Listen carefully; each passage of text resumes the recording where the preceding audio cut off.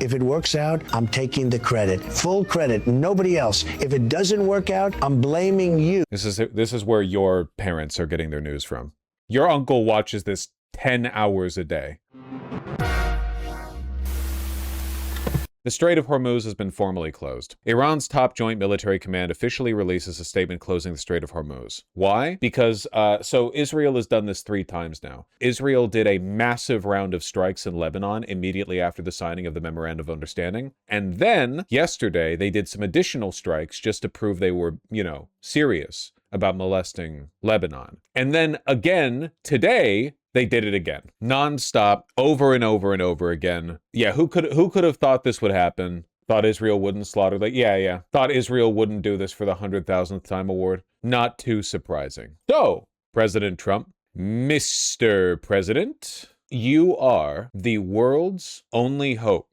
Mr. President, you are literally the only guy. Trump's next Truth Social post. We actually got a little bit of Barack Ravid posting, but this time it was not Barack Ravid.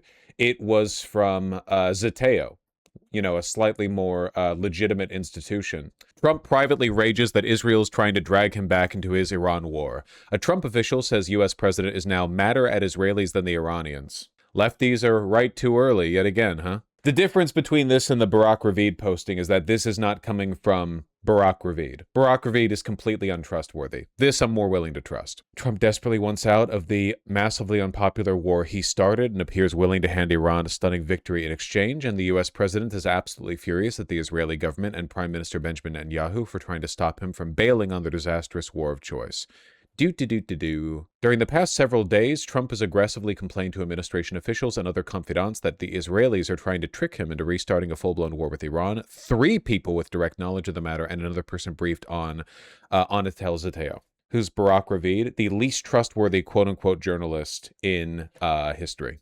I love the framing that there's no way out of this that isn't a massive... I mean, listen, okay? I want the United States and Israel to suffer humiliating defeats for good reason. But my vindictiveness is not the only reason I hold this position. It is also essential that the strait be open so that we don't, run out of oil. It's also important that this happens for general reasons. The fact that this is coming from someone other than Barack Ravid, I'm inclined to trust it. Eventually, Trump is going to have to lock the fuck in and do something about it, though. I still have no mental model. I have no idea what we could do apart from invading Israel. I don't have another, because I don't think Israel would stop if we just cut them off from weapons or threatened to sanction them. For one, a lot of that would take a while. It's not like we're giving Israel weapons day after day, It's not like if we cut them off, they'd feel it tomorrow. That would be more of a long-term thing. We need them to stop now. And I don't know if anything would stop them outside of military aggression, I really have no idea. I do not know. So I'm still not of the mind that reigning in Israel is a phone call away. When reigning in Israel might have been a phone call away? Under Biden. After October 7th, I think Biden had way more leverage. The Iran war hadn't started. Israel hadn't invaded Lebanon yet. They were not as fucking committed as they are now. But now, they're blood drunk and they're going for it. Again, this is the reason why I said it's so essential to stop Russia at Ukraine. You really don't want to deal with an expansionist Russia hot after a win in Ukraine, But Israel's just been racking up, well, I wouldn't say wins, but they've been allowed to do whatever they want, They've been getting away with it over and over and over and over and over again. So, don't want that. We don't want that. I think that Biden could have stopped this with an extremely angry phone call, but of course he didn't, and now we're in a position where a phone call would definitely not stop Netanyahu. Imagine Biden being angry. Oh, it's easy for me to imagine that. Did you see him talk about the peaceful campus protesters who were opposing U.S. and Israeli genocide in Gaza? Why don't you do anything about it? Me? You're right. I've been too cowardly to call Netanyahu myself. Our diplomatic editor, James Bays, and I'll preface this with saying that we've got some very new and important developments. James, it's going to be one of the very few times that I know something you don't yet know.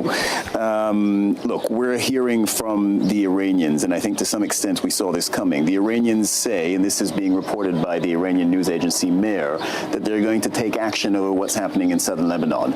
They see it, as you know, as the United States' response responsibility to end Israeli military raids. And they say that because that hasn't happened, in response to that, Iran is going to close once again the Strait of Hormuz. So that's where we are. Let me look at the language.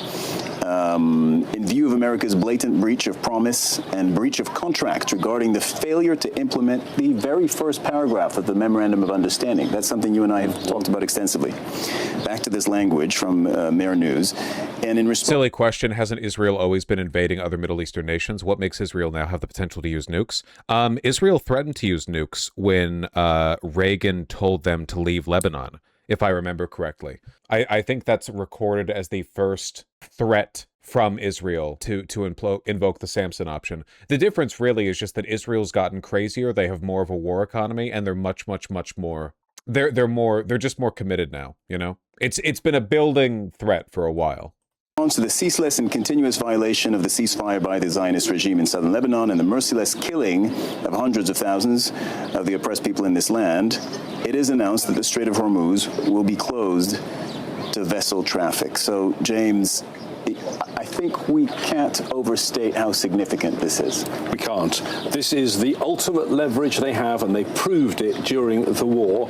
We'd all been talking about a potential nuclear weapon, but Iran showed it had a much... Yeah, sorry, I wasn't thinking of the second invasion of Lebanon. I was thinking of the Yom Kippur War. Sorry, Israel's been involved in a lot of wars.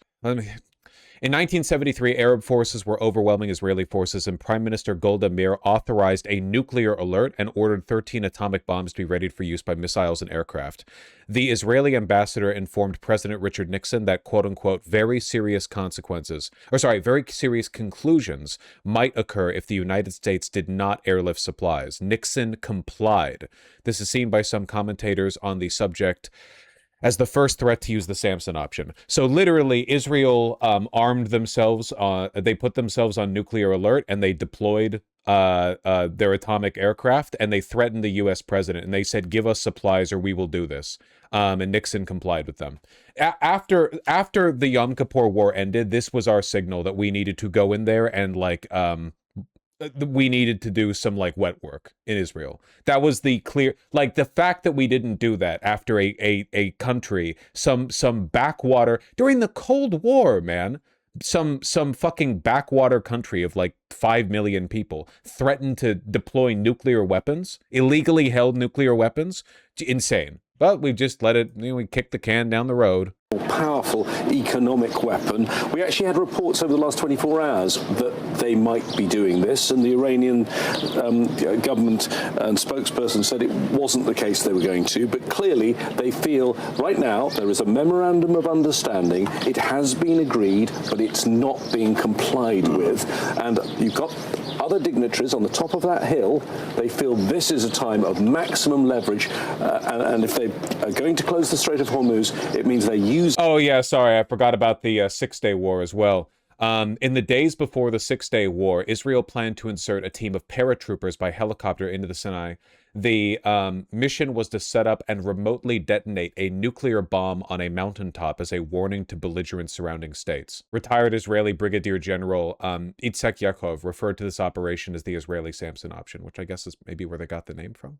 That weapon now, and remember what Donald Trump said at the G7 meeting just days ago before he signed the Memorandum of Understanding. In a moment, I think, of some honesty, he said we were on the verge of economic collapse. We only had 4 weeks of global oil reserves. Who wants bedlam? Those are the words of Donald Trump about where the economic situation of the world is. Iran knows that this... It's like a Bond villain. The funny thing is, man, if you've paid any attention to the Zionist project for any length of time, you realize they've literally fucking always been like this, man. Israeli reporter Ari Shavit writes of Israel's nuclear strategy. Concerning anything and everything nuclear, Israel would be much more cautious than the United States and NATO. Concerning anything and everything nuclear, Israel would be the responsible adult of the international community. It would well understand the formidable nature of the demon and keep it locked in the basement. In 2002, the Los Angeles Times, presumably as a bit, published an opinion piece by Louisiana State University professor David D. Perlmutter, who stated, Israel has been building nuclear weapons for 30 years. The Jews understand what passive and powerless acceptance of doom has meant for them in the past, and they have insured against it. Masada was not an example to follow. It hurt the Romans not a whit. But Samson in Gaza? What would serve the Jew-hating world better in repayment for thousands of years of massacres but a nuclear winter? Or invite all those tut-tutting European statesmen and peace activists to join us in the ovens?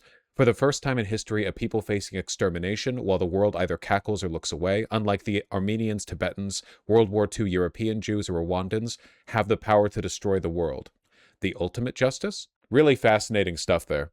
Moment that it can push back and try and stop that fighting that's taking place in southern Lebanon, that bombardment by Israel. Can, though, the US stop the Israelis? They told the Israelis to stop, they've implemented another ceasefire, and it's not stopped. Read the next quote in the wiki, it's insane. Okay, here, this one. In his 2012 book, How the World Ends, The Road to a Nuclear World War III, the American Jewish author Ron Rosenbaum described this opinion piece as, quote, goes so far as to justify a Samson option approach. In that book, Rosenbaum also opined that in the aftermath of a second Holocaust, Israel could bring down the pillars of the world, attack Moscow and European capitals, for instance, as well as the holy place of Islam, and that the abandonment of proportionality is the essence of the Samson option. Yes. Or did you mean this one? No, I meant this one.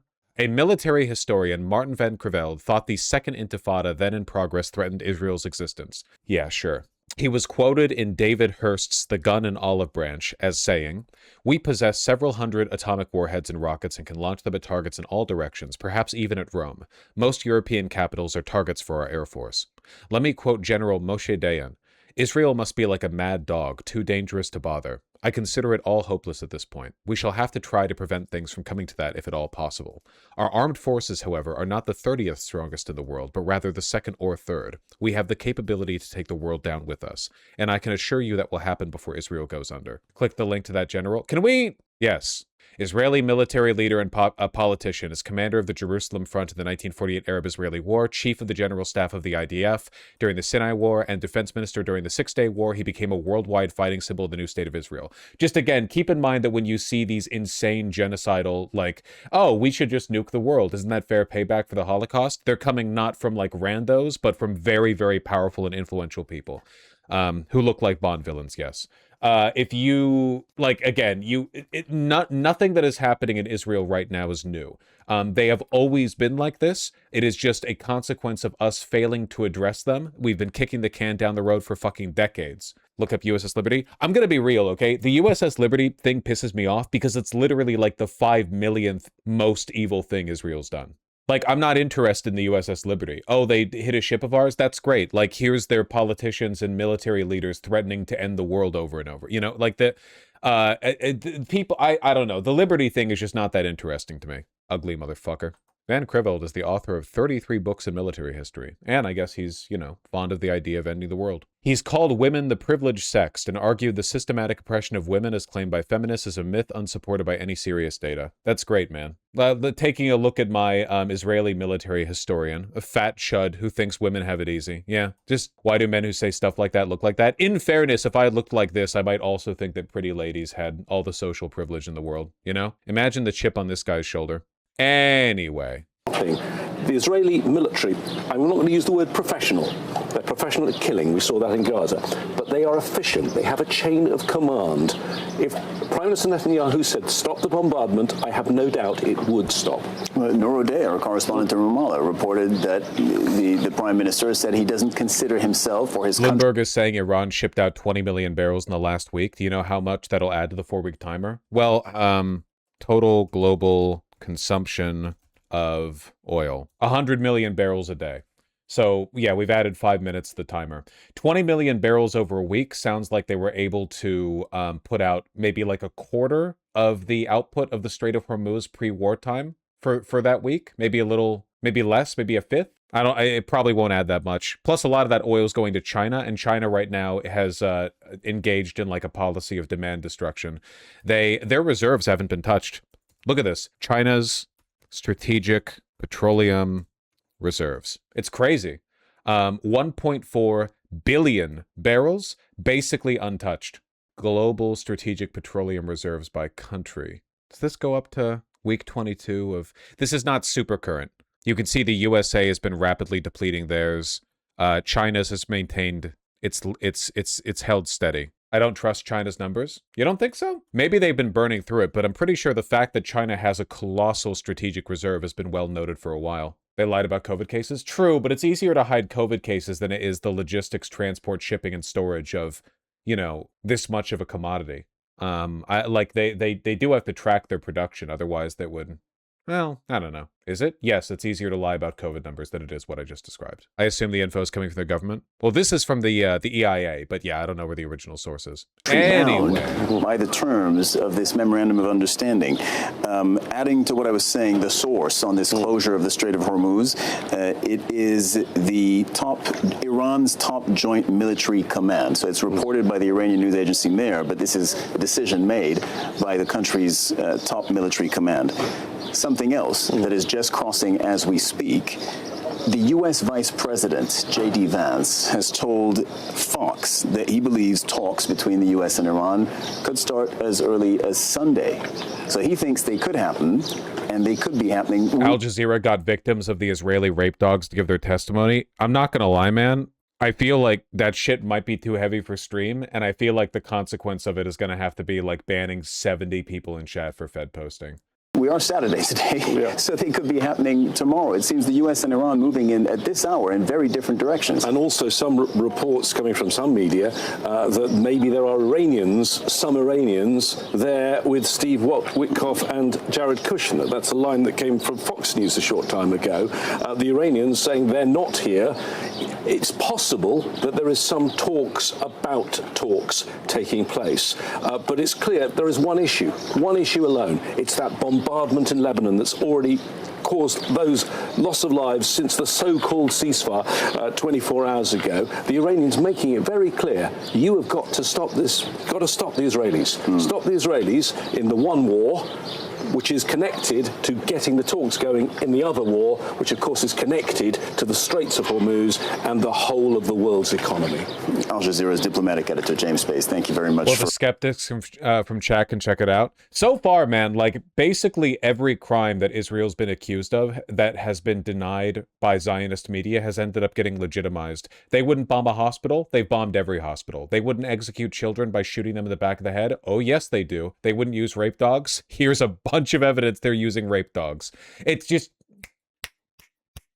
look, okay, no one ever went broke betting against the barbarity of Nazi atrocities, okay? Nobody in America in 1944 went broke because they put money down on the Nazis being worse than people thought. Time and time again, that's a moneymaker right there, okay? You assume they're bad? You're right. They're probably worse than you think. Your snap explanation and analysis as these news lines are just... We're getting this from Al Jazeera. I want to take a look at the BBC take on this because they're, you know, infinicucked. Hello and a very warm welcome. I'm Mark Lowen. That was a very intense facial expression salvo at the beginning there. Hello and a very warm welcome. I'm Mark Lowen. It was like a very, you know what I mean? It was like a YouTuber intro. Start with some breaking news in the last hour. Iran's military says it has again closed the Strait of Hormuz.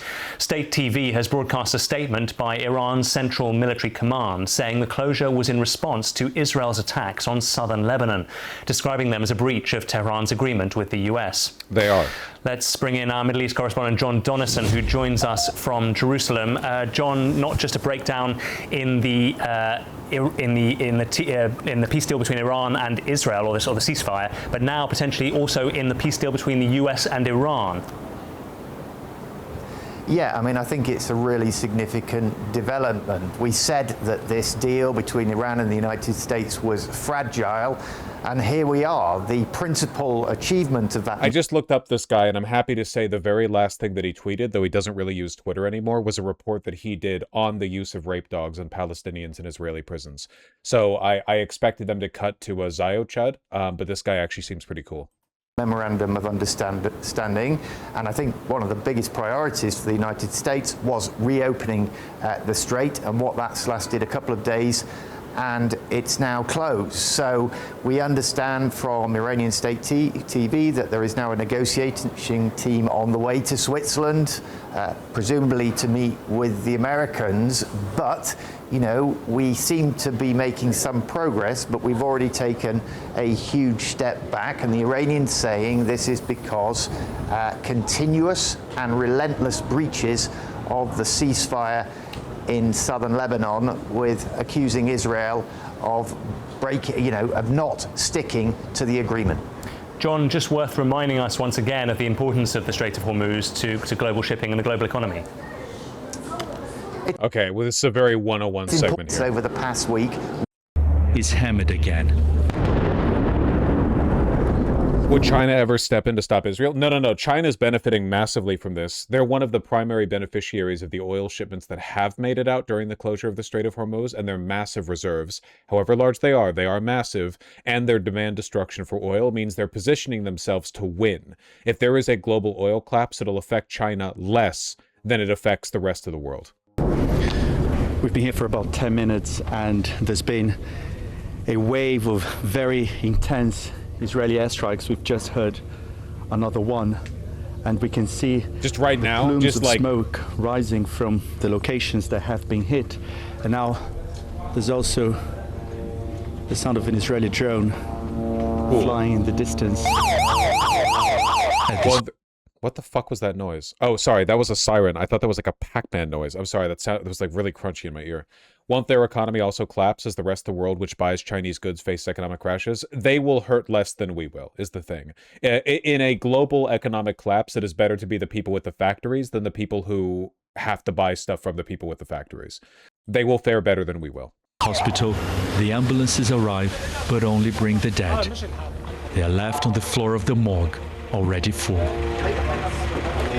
These men are exhausted. Remember when we were having shortages for PPE during the early COVID days? America, wealthiest goddamn country in the world, and we were running low on like N95 masks. In China, they could snap their fingers, repurpose like an entire province of factories to do whatever they want. It sounds simplistic, but like factories are factories, man. That's what they do. If you have the raw materials, you can make shit with them. In America, we have to wait like dogs on other countries to produce our like essential goods. Whereas in China, you know, as bad as things may or may not get, they have the labor power, they have the factories, they have the tooling. They are more resilient than we are. Counting the losses of this war, but never losing hope. Are you tired? Of course we are tired, but this is nothing when you save the life of a child or an elderly person. There was supposed to be a ceasefire, and many people had returned to their homes. This contributed to the increase in the number of casualties. The bombing was in response to the killing of 4 Israeli soldiers by Hezbollah in southern Lebanon. As we leave, we see a motorbike still on fire, and the risky mission to retrieve yet another body. There's now a new ceasefire, but a lasting truce remains elusive. Yesterday, we had a rare chance to see the part of Lebanon that is under Israeli occupation on a humanitarian mission of the Order of Malta. Israel says it has no intention of pulling its troops out of Lebanon. It wants to create a security zone along the border, free of Hezbollah. We saw the Israeli military presence, but were not allowed to film much of the journey. There's nothing left in Shia villages. Families who've been forced to flee may never be able to come back. Well, I appreciate the fact that the BBC isn't like being too mealy-mouthed about this, you know? I mean, they're being pretty straightforward, I suppose, about cause and effect here. It varies with them. Of rubble are now a symbol of destroyed buildings, broken promises, and lives. Hugo Mashega, BBC News, Southern Lebanon, counting the losses of this. Let's bring in Dr. H.A. Hellier, who is a Senior Associate Fellow at the think tank RUSI. Dr. Hellier, thanks very much for your time. How serious, in your view, is this new closure of the Strait? Thank you very much for having me. Always a pleasure. I think it is quite serious. I think, unfortunately, it's quite predictable, though. The Iranians made it clear that they would consider the continued bombing of Lebanon by the Israelis to be something that was permitted by... Okay. We've identified the tone in this video. Let's take a look at Fox News. I'm just jumping around. We're going to be doing this for a while. Daily updates on how thoroughly Israel is fucking over the world. Meanwhile, White House envoys Steve Witkoff and Jared Kushner reportedly will be in Switzerland today for the first round of talks on a potential Iran nuclear agreement. I believe the talks have been canceled. Did they get uncanceled? Comes as President Trump says he has to make a deal with Tehran. Max Gordon joins us live from Dubai with all of these details. Max, good morning. Hey, good morning to you. After a delay in these talks, we are getting indications that these negotiations between the United States and Iran could be starting soon. Reportedly, Jared... They'll be there, Iran won't. I guess the fact that they sent Witkoff and Kushner is evidence they weren't actually planning on talking with Iran. Witkoff and Kushner would press the big red button if they got the chance. They would sacrifice the red heifer. Kushner, as well as Steve Witkoff, will be in Switzerland today. That's according to reporting from Axios. Pakistan is also sending their interior minister, President Trump, expressing his desire to get these negotiations moving. Iranians going to be there? They have to make a deal, otherwise we will do things that won't make them happy, but I don't think it's going to get to that. I think it's going to be very good. Remember, if we do Talks that... on Sunday? And then all of a sudden you're not going to have the oil flowing out of the strait too quickly. This as Israel and Hezbollah agreed Why does to Kushner look like a freak? He's legitimately one of the most evil men alive. He is I mean, he has been such an essential, like the Saudis consider him such an essential asset for managing relations between Saudi Arabia and Israel. They just straight up gave him like $2 billion in cash. That's crazy. $2 billion in cash, not even in options or whatever. Institute a shaky ceasefire yesterday amid their fighting in southern Lebanon. An end to the conflict there is part of the deal between the U.S. and Iran. Still, Lebanon is reporting 7 people died today, including 2 children, after an Israeli airstrike. Israel claims that Hezbollah isn't adhering to the ceasefire and that overnight the Iranian-backed militant group fired 50 projectiles at Israeli forces. A senior Hezbollah official told Reuters today that the group will not allow Israel freedom of movement in what it describes as occupied Lebanese territory. It's objectively occupied Lebanese territory. That's not even fucking arguable. Not even Israel would disagree with that. The Hezbollah has unreasonably said that they will not allow, like they literally want, they want the world to believe that it's bad to engage in self-defense, man. Meanwhile, Israel says that the IDF will not be pulling out and that they have every right to defend themselves. Yeah, good luck Guys, with that. back to you. All right, Max. Thank you very much. Thank you. So it's interesting. I mean, we don't know exactly where things stand. We know that Witkoff and Kushner are over there, but we also know that Iran seems to be unwilling to come back to the negotiating table to have these talks unless the fighting stops in southern Lebanon. That's right. And so you have this situation where Israel is a close friend, not just of the country, but also of President Trump. And President Trump has said, listen, I really want to get this deal done. I need you. No matter how much they provoke you over with Hezbollah, I need you to not engage. But I'm really fascinated in seeing how all of the Republican and Republican adjacent commentators, you know, independent and institutional, respond to J.D. Vance's very obvious push to say, like, Israel, you've actually overstepped. You've gone too far. You need to fucking stop. I want to see how many of them, like, kowtow to that and how many of them can read the room properly, how many of them do the shift, how many of them don't. You know, I want to know, like, what the general response is, because this is huge. Again, like, this shift, the Republican Party potentially going against their, you know, their Zionist constituency, huge potential, right? Like big shit. Felt like they needed to engage, and they've done that, and it's really upset the negotiations, and I think also the president. Here's President Trump talking about one of the key issues of this entire negotiation, and that is the Straits of Hormuz. Watch. I have one primary wish as president in terms of people. I never want to be the late, great Herbert Hoover. So this is the kind of thing that could cause a worldwide depression.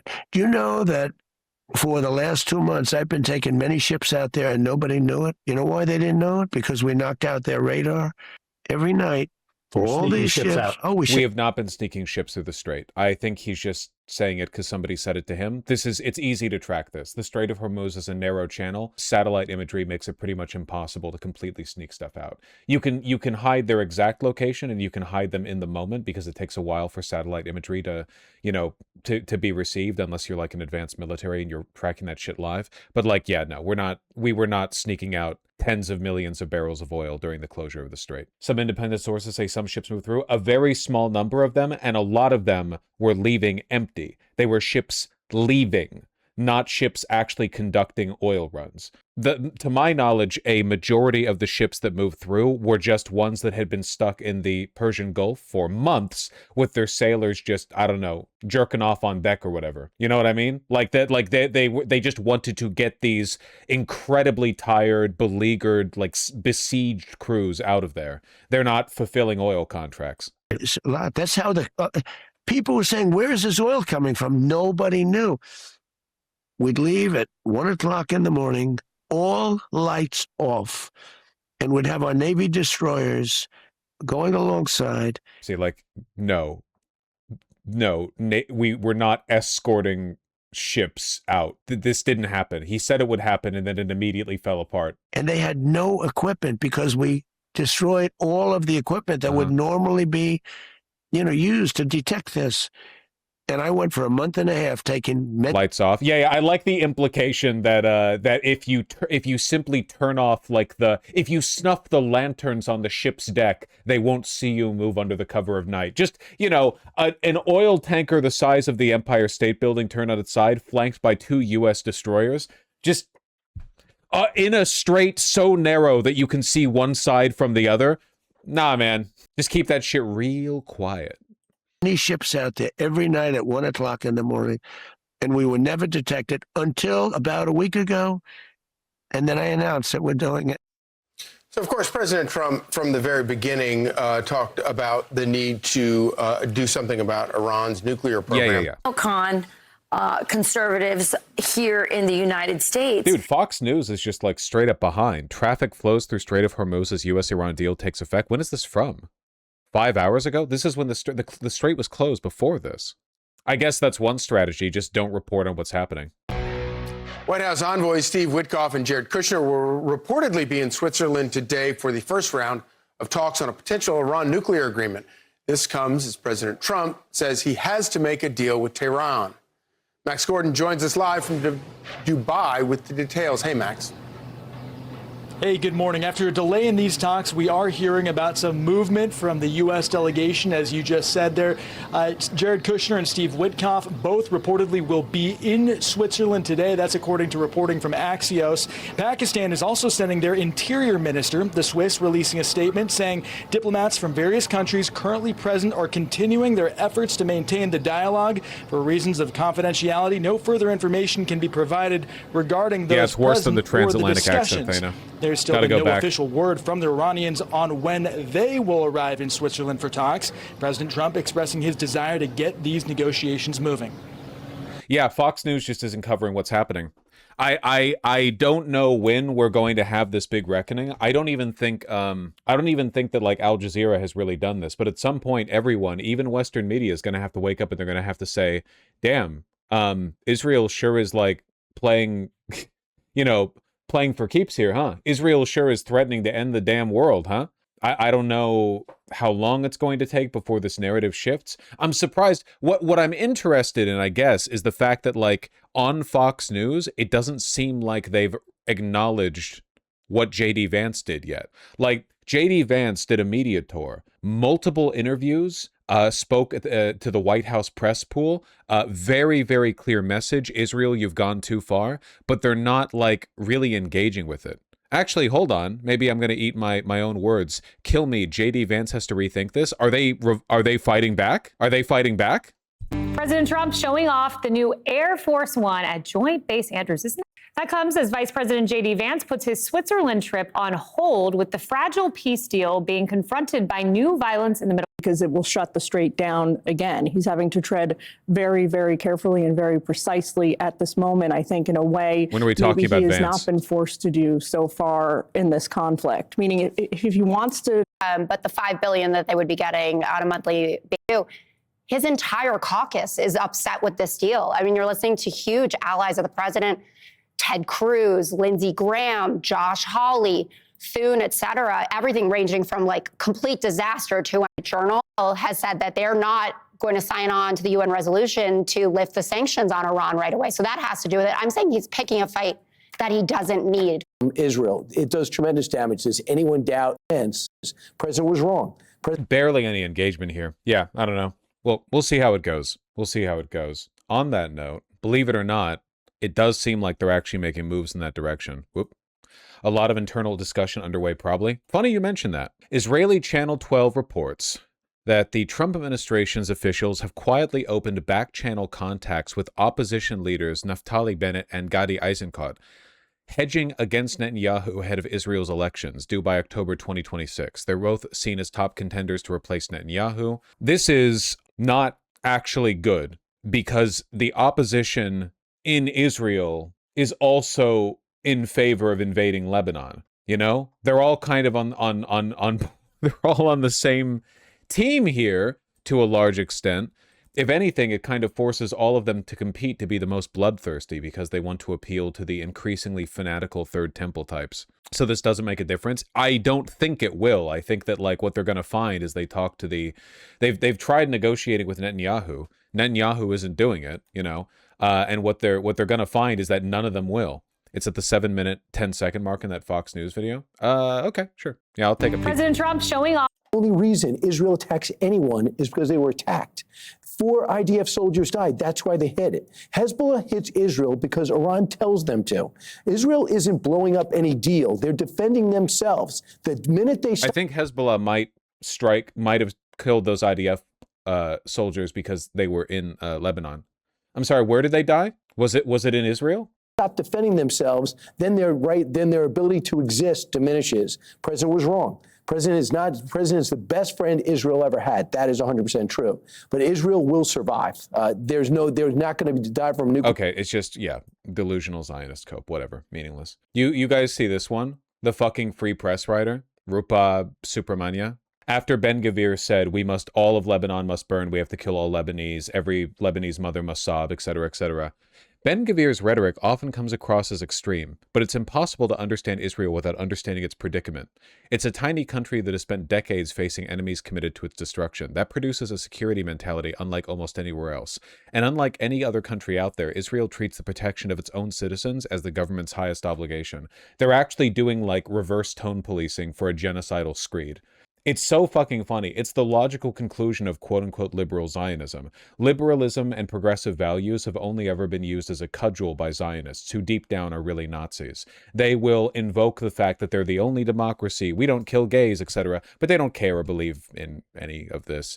What they want is death. And they'll use progressive values as a legitimizer for causing death, for bringing about death, but they don't really care. And the logical conclusion of that really is this, right? You end up in a position where you have to do this like, now I know Ben-Gvir's language might seem extreme, but remember that he's part of a marginalized community that has a strong security mindset, you know? It's a fucking joke. They're basically controlled opposition. Pay more attention. This is the Free Press. They are not controlled opposition. They are just a Zionist rag. It's owned by Barry Weiss. Barry Weiss is a top end the world type individual. The opposition guy, Eisenkot, is the creator of the Dahiyya Doctrine, an Israeli military strategy involving the large-scale destruction of civilian infrastructure, or dumbicide, to pressure hostile governments. Nice. The doctrine was outlined by former IDF Chief of General Staff Gadi Eisenkot. Yeah, Trump, I don't know how much you're going to be able to get with this guy. Like, I don't think that, John War Crimes is going to be your big hookup for ceding to the Memorandum of Understanding. I don't know if he's going to be your guy there, you know? Domicide. I hadn't heard that term before. It makes sense, right? It's the same, like, you know, etymological. Sorry, 1 second. I've got a hangnail. Same etymological root as every other aside. It's just I haven't heard domicide before. Makes sense. They do love flattening buildings. Clearly they've listened to the guy. Would they lie to Trump and say they would anyway? Dog, it literally doesn't matter, man. The election is until October. And even after the election, you have to wait for the inauguration. I don't know when the Israeli inauguration is. We're running out of oil now. It doesn't even matter, man. You could even if there was a theoretical opposition leader in Israel, who was, you know, willing to stop all this. We don't have until October. We don't have until November. We don't have time. We don't have till fucking October. Are you kidding me? Trump said we have 4 weeks. Buy olive oil, chat? That's fucking true. That's true. That's fucking true. Yair Lapid, what are we up to? Netanyahu failed to convince the Americans to strike Iran's oil and energy facilities, especially at Karg Island. I've been talking about this since October 2024. They're pressuring Netanyahu for being too weak. They're like, oh man, Netanyahu, his time's done. Yeah, he's a huge pussy. Didn't do nearly enough war crimes, man. Not nearly enough war crimes. Bibi Lu's ex-IDF chief Gadi Eisenkot calls Netanyahu, quote, biggest supporter of Hamas. Technically true, but probably doesn't think that for the right reasons. And probably, I'm guessing.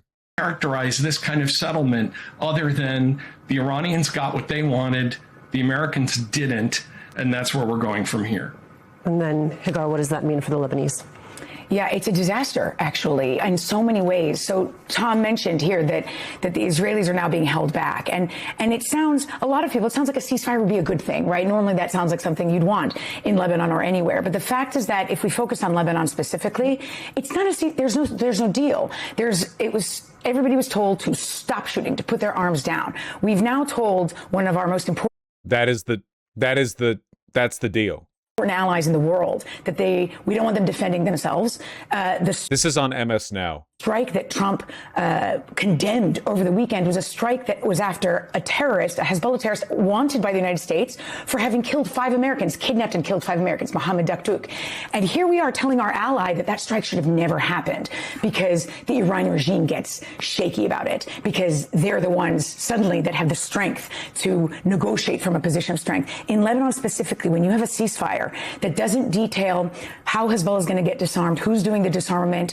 No one's disarming them. We lost. Israel lost. America lost. No one's disarming them. Hezbollah will have more weapons than ever before. Iran will be given hundreds and billions of dollars in investment, and they will use that money to arm Hezbollah. And God willing, Hezbollah will buy good, big weapons, and they will use it to defend themselves against the genocidal lunatics to their south.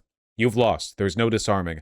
By the way, this lady right here, a policy advisor on the Middle East under George W. Bush and Barack Obama. I guess Obama kept her until 2010, after which she started working at the National Security Council. Became the spokesperson for terrorism and financial intelligence at the U.S. Treasury Department in 2014, spokesperson and director of communications to the United Nations under President Obama. Deep state, deep state, deep state, deep state. Uniparty bullshit? Yep. Just something we all have to accept, you know? Just that, like, George W. Bush, the guy who, you know, war on terror guy, war with Iraq guy, that guy. We just inherited his policy advisors. Oh, the person he trusted to manage Middle Eastern affairs? We'll just keep her under Obama. You know, whatever. Who cares? It's fine. New York Times just reported that the Israeli military is standing down Lebanon for now. It doesn't matter if they're standing down. Whether they're standing down doesn't fucking matter. They need to leave. The Israeli military, from 2 minutes ago, the Israeli military said in a statement that it had received updated directives from the country's political leaders to cease its fire in Lebanon. Are they leaving? Are they leaving? Are they leaving? Are they leaving? Are they leaving? Are they leaving? Are they leaving? The military said it reserved the right to respond if Hezbollah did not abide by the ceasefire and targeted Israeli troops and civilians. Hezbollah can do whatever they want to you, dog. You're in Lebanon. What happens with Israel? What are the terms of their withdrawal? What's the relationship between the Lebanese and Israeli militaries? What is the role of the U.S. military? It's a disaster because it emboldens Hezbollah to go out there. And by the way, they already are going out there saying, you see, it's the Iranians that brought us peace. It's us who are bringing you peace. No one in Lebanon believes it, but now they're going to the extent of threatening coups against the government, saying that the Lebanese government that did everything it could to separate itself from the Iranian regime, to pursue peace talks, because they know it's in their national security. Hezbollah deserves to run Lebanon more than the Lebanese government. The Lebanese government is like a borderline, like a fucking protectorate state. I mean, it might as well just be like directly controlled by the West. They are weak. They do nothing as Israel invades them and cuts up their territory in the south. That's insane. I don't know about that. Regional defense is historically like the number one thing governments are supposed to do, and the Lebanese government is so deferential to the... If Israel said, we're going to invade you from top to bottom now, you're ours, num num num num num, the Lebanese government would say, should we season ourselves for your palate? Would you prefer pepper? Do you like paprika? They would say, yes, please. The Lebanese government is illegitimate. They're not just ineffective, they're illegitimate. They do not serve the interests of their people. I wouldn't want Hezbollah in power. I mean, hey man, the most important thing in the Middle East right now is to stop Israel. Hezbollah is interested in doing that. The Lebanese government is not. Interest to say, you know what? This government doesn't represent us, and we don't want any kind of peace talks with Israel. It is a disaster. So then what motivates? Fuck off. Jesus Christ. So J.D. Vance talked to Megyn Kelly on June 16th, though the interview released later, which suggests that he's been planning this turn for a while. I really want to see, man, I'm just not seeing a lot of people acknowledging it. Oh, here we go. Hold on. 157K views from the Baby News Network. JD, you're signing the Iran deal. Not me. You, your name, your pen, your problem. Sir, this is the biggest deal in decades. Shouldn't the president sign it? If it works out, I'm taking the credit. Full credit, nobody else. If it doesn't work out, I'm blaming you. This is where your parents are getting their news from. Your uncle watches this 10 hours a day. Anything from today on Vance? Anything from today on Vance? Let me see. No. The media is just fucking ignoring it. Whatever. Sure. Okay.